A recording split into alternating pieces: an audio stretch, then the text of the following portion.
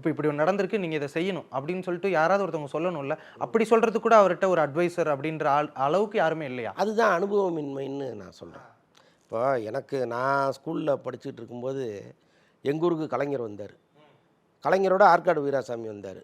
அவருடைய இதிலே இல்லை, அந்த சுற்றுப்பயண திட்டத்திலே கிடையாது, அந்த ஊரில் இறங்குறதே கிடையாது. அவர் இறங்கிட்டு மைக்கை கொடுறான்ட்டார். மைக்கை வாங்கி பேச ஆரம்பிக்கிறாரு. ஆற்காடு வீராசாமி வந்து மைக்கை பிடுங்குறாருங்க. நான் பார்த்துட்டு இருக்கேன். கலைஞர் மைக்கை பிடுங்குறாரு. இந்த ஊரில் நீங்கள் பேசுகிறது கிடையாது லிஸ்ட்டில், கிளம்புங்க, அடுத்த ஊருக்கு போகணும், எல்லாம் வெயிட் பண்ணிட்டு இருக்காங்க, கிளம்புங்கன்றார். கலைஞர் வந்து அவரை திட்டுறாரு, வாடா போடான்னு திட்டுறாரு ஆற்காடு வீராசாமியை. நான் இங்கே பேசணும்டா, போயா அந்த பக்கம்ன்றார். புடுங்கி பேசுகிறாரு கலைஞர். 15 நிமிஷம் பேசினார் எங்கள் ஊரில். அதுக்கப்புறம் என்னென்னா, அந்த ஒரு பேர் என்னோட ஜெயிலில் இருந்த அந்த ஆள்.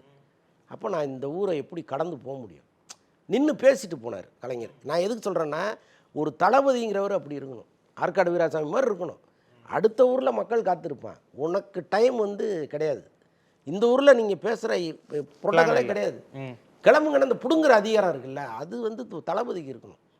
தளபதி சொன்னால் கேட்குற நிலைமையில தலைவர் இருக்கணும். அதுதான் கட்சி. நான் எப்பவுமே மிஸ்டர் கோல்ட் கடலை எண்ணெய் தான் வாங்குறேன். ஏன் தெரியுமா? சாதாரண ஆயிலை விட சமையல் டேஸ்டாவும் இருக்கும், ஹெல்தியாவும் இருக்கும்.